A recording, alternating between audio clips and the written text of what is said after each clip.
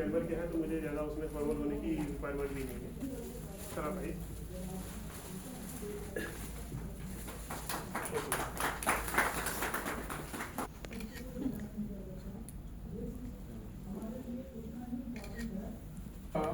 एक विशेष कार्य राष्ट्र के अंदर रहता है। अब से पूर्व काल में भी कई गोष्ठी और बैठ के जो मर्यादा कल्चर की मर्यादा दिखाई दी राष्ट्र के प्रति जो कार्य संघ की दृष्टि से ये जितने अनुवांशिक संगठन है कुछ महत्वपूर्ण श्रेष्ठ लोग कर रहे हैं देश के अंदर। सरकार का एक विशेष प्रकार का कार्य होता है वो करते रहते हैं, लेकिन सरकार के अलावा भी जो राष्ट्र के लोगों को कार्य करना चाहिए। और हम लोगों का ये मानना है कोई बात नहीं भाई, तो आ गई हरा तो हो रहा है, कोई छोड़ नहीं।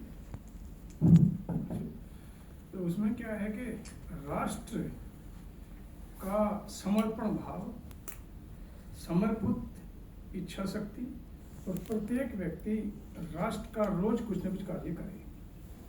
2014 की जब पहली गवर्नमेंट बनी माननीय यशस्वी प्रधानमंत्री मोदी जी की, मेडिकल ऑफिसर था मैं करोल बाग हॉस्पिटल के अंदर, विचार आया कि आजीविका चलाने के और भी के साधन हो सकते हैं लेकिन राष्ट्र भी चलना चाहिए।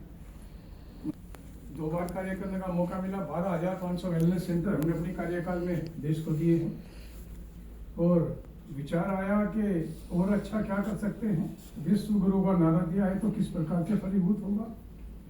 अच्छा कहना, अच्छा बनना, अच्छा दिखना और अच्छा, इसकी कई सारी परिकल्पनाएं हो सकती हैं।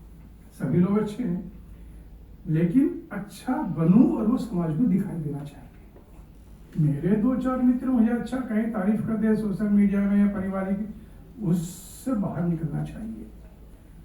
अपने विरोधी लोग जो नहीं जानते वो भी इस बात को कहें। स्वतंत्रता दिवस आया, ध्वजारोहण होता है। इस दिवस के दिन 15 अगस्त को ध्वजारोहण किया जाता है। 26 जनवरी को ध्वजारोहण नहीं ध्वज फहराया जाता है। इस प्रकार का ज्ञान जो पुस्तक में नहीं है बच्चों को देना चाहिए। ध्वजारोहण ध्वज फहराए जाने का क्या डिफरेंस है। 15 अगस्त का दिन विशेष दिन है कि दुर्भाग्य रहा राष्ट्र के पुस्तक में इस दिवस की जो महत्वपूर्ण बातें थी वो कुछ संभ्रांत लोगों के द्वारा नहीं बताई गई। कोई बात नहीं। अब परसों हम लोग कश्मीर में थे और कश्मीर में जाकर के लाल चौक के ऊपर 15 अगस्त के दिन सारे सोशल मीडिया में जा रहे, ये पहला दिवस था जो राष्ट्रगान लाल चौक के ऊपर हम लोगों ने किया है।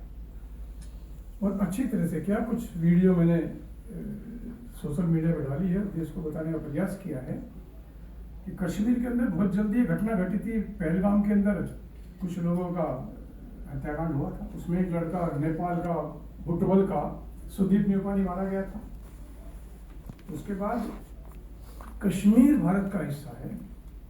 वो जमाना गया कि जो शेख अब्दुल्ला प्रथम प्रधानमंत्री वहाँ के बने, वहाँ वैष्णो देवी के ऊपर जाने के लिए पासपोर्ट और वीज़ा लगता था। जब वहाँ जाते थे तो पासपोर्ट और वीज़ा रहता था, उर्दू में पासपोर्ट होता था। 1943 में जब देश आज़ाद हुआ, प्रथम प्रधानमंत्री सुभाष चंद्र बोस बने और राष्ट्रपति राजा महेंद्र प्रताप रहे, उनकी सरकार चली, सारी मंत्रालय चली। उसके बाद कुछ लोगों ने बंटवारा का, एक प्रधानमंत्री बनने के बाद एक प्रधानमंत्री चुना जाएगा, ये तो परिकल्पना में है, लेकिन एक के बनने के बाद 5 प्राइम मिनिस्टर बनाओगे, ऐसा कहीं विचार में नहीं था। इस देश के साथ वही हुआ। एक प्रधानमंत्री जहाज के अंदर करे सारे 5 प्राइम मिनिस्टर ये भारत के बने थे। पाकिस्तान का, कश्मीर का, म्यांमार का, हिंदुस्तान। आज भी जब कोई क्वेश्चन आता है, भारत का प्रथम प्रधानमंत्री नेहरू जी को बनाया जाता है, जबकि नेहरू जी भारत के एक प्रधानमंत्री कभी हुए ही नहीं। पहले हिंदुस्तान का, भारत का बंटवारा होने के बाद जो टुकड़ा बना हिंदुस्तान, उसके प्रधानमंत्री नेहरू थे। ये थी। अब प्रयास कर रहे हैं, काफ़ी जो NCERT बुक्स आई हम लोगों ने वो किया है, जो बच्चे पढ़ रहे हैं अभी उनको दिखाई देता है, उनके माँ बाप को दिखाई देगा कि इतिहास संकलित कैसे होता है। देश के अंदर नेचुरोपैथी दे दिया। नेचुरोपैथी तो पहले भी था, योगा पहले भी लोग करते थे। कोई हमारी सरकार ने या जो कुछ लोगों ने योगा नाम दिया, ये कोई नया काम नहीं किया, पहले से था, हो ही रहा था, जानते ही थे। लेकिन उसको आयाम देना, अंत्योदय तक पहुंचाना। वो कार्य कैसे हुआ कि योगा दिवस दिया, नेचुरोपैथी दिवस दिया, पूरा विश्व योगा डे वाले दिन योगा डे एक सेलिब्रेशन की तरह मनाते हैं। ब्रेन में आया, उसका क्या क्या लाभ फिर आपस में चर्चा करने लगे लोग। राजनीतिक रहा है 50-52 साल से, आज भी राजनीतिक क्षेत्र में रहते हैं, अभी नेपाल का और जनता में चलता रहता है। लेकिन ये अच्छे कार्य हैं और मैं ये बात कहूँ परोक्ष और अपरोक्ष रूप से ये सरकार का कार्य कर रहे हैं। आज इतने सारे महत्वपूर्ण लोगों को इकट्ठा करना, कि सारे इंटेलेक्चुअल है, बुद्धिजीवी है, निधि चाहे वो किसी भी रूप में है, निगम पार्षद से लेकर के पीएम सीएम और मिनिस्ट्री तक, ये लोग सरकार चला सकते हैं, राष्ट्र नहीं। राष्ट्र को चलाएंगे इंटेलेक्चुअल्स, आईपीएस आईएएस, अध्यापक, डॉक्टर्स और व्यापारी। जिस दिन ये लोग अपने दायित्वों का निर्वहन करना, दिल्ली के अंदर कुछ विरोधी दल के लोग प्याज की माला गले में डाल के घूम रहे थे। दिल्ली के अंदर प्याज ने हमारी सरकार गिराती थी। 100 रुपए किलो प्याज बिका था 93 के अंदर। 93 में हमारी सरकार बनी थी पहली बार, आजाद देश को, इसको दिल्ली को राज्य का दर्जा दिया, आधा राज्य का दर्जा दिया था, तो हमने सरकार बनाई थी। उसके बाद सरकार गिरी। क्यों गिरी थी? कोई खुराना जी के ऊपर दाग नहीं था, कुछ व्यापारियों ने प्याज एक कूटनीति, राजनीतिक क्षेत्र में हम लोग भी इस व्यवस्था का हिस्सा है। रणनीति, कूटनीति, राजनीति, ये लोग इस सिस्टम का हिस्सा करते हैं। सभी जब आए हैं तो करेंगे, उसके बजाय सत्ता बनाना, सरकार चलना, इनमें कठिनाई आती है। तो कुछ व्यापारियों ने प्याज को क्या रोका है, लेकिन 93 और 98 की बात है ये, तब 100 रुपये किलो प्याज गया, सरकार गिर गई हमारी।